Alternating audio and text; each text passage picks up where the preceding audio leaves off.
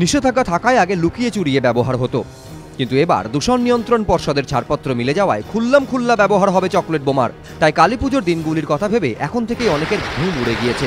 টেনশনে সন্তোষপুরের চক্রবর্তী পরিবারও। আমার সন্তান তখন তো খুবই ছোট ছিল, খুবই অসুবিধে হতো, এবং আমার শাশুড়ি বয়স্ক শাশুড়ি, তার একটা হার্টের প্রবলেম রয়েছে। শব্দবাজি বয়স্কদের খুবই কষ্ট দেয়। এই বছর চকলেট বোম সেটাকে নাকি নিষেধাজ্ঞা তুলে দেওয়া হয়েছে। কালীপুজোর আসার অনুযায়ী তো আমরা তো খুব ভয়ই আছি। 4 মাসের ছোট্ট নাতির প্রথম কালীপুজো নিয়ে চিন্তায় বালিগঞ্জের বাসিন্দা এই প্রৌঢ়াও। উইথ মাই 4-month-old গ্র্যান্ডসন আমি আরও বেশি আতঙ্কিত। শুধু যে বাচ্চার কথা আমরা চিন্তা করছি সেটা তো নয়, বাড়িতে যদি কারোর পেটস থাকে, অসুস্থ হার্ট পেশেন্ট থাকে, সত্যি কথা বলছি যে এটা ভীষণ একটা আতঙ্কের ব্যাপার হয়ে দাঁড়াচ্ছে। পর্ষদের সাফাই, পরীক্ষায় 85 থেকে 87 ডেসিবেল শব্দমাত্রা ধরা পড়ায় চকলেট বোমাকে ছাড়পত্র দেওয়া হয়েছে। যদিও বিশেষজ্ঞদের বক্তব্য, ডেসিবেল যাই হোক না কেন, আচমকা কোনো আওয়াজ যদি এক নাগাড়ে হতে থাকে তাহলে তো শরীরের পক্ষে ক্ষতিকর। তাছাড়া শব্দমাত্রা 75 ডেসিবেলের ওপরে উঠলেই তো বিপজ্জনক হয়ে ওঠে এবং তার ভয়ঙ্কর প্রভাব পড়ে শিশুর মন ও শরীরে।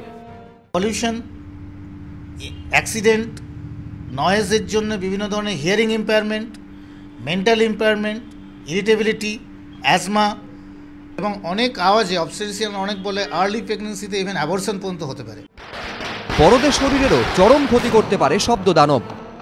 কন্টিনিউয়াস শব্দ শুধু যে কানের ক্ষতি করে তা নয়, একটা বয়স্ক লোক যার হাইপার টেনশন আছে তার শব্দবাজি, সারা রাত ধরে শব্দবাজি, ঘুম হচ্ছে না, সারা রাত ধরে তার প্রেশার বেড়ে যাচ্ছে, অ্যাজমার রোগ বেশি হয়, নাকের অসুবিধা হয়, সাইনাসের অসুবিধা হয়, কারো হার্টের অসুবিধা বাড়ে। পরিসংখ্যান বলছে ব্রিটেন, অস্ট্রেলিয়া, কানাডা এবং রিপাবলিক অফ আয়ারল্যান্ডে শব্দবাজির ওপর নিষেধাজ্ঞা জারি করা হয়েছে। গত 10 এপ্রিল বাজি প্রতিযোগিতা চলাকালীন কেরলের কোল্লাম পুত্তিঙ্গল মন্দিরে ভয়াবহ আগুন লাগে, মৃত্যু হয় 111 জনের।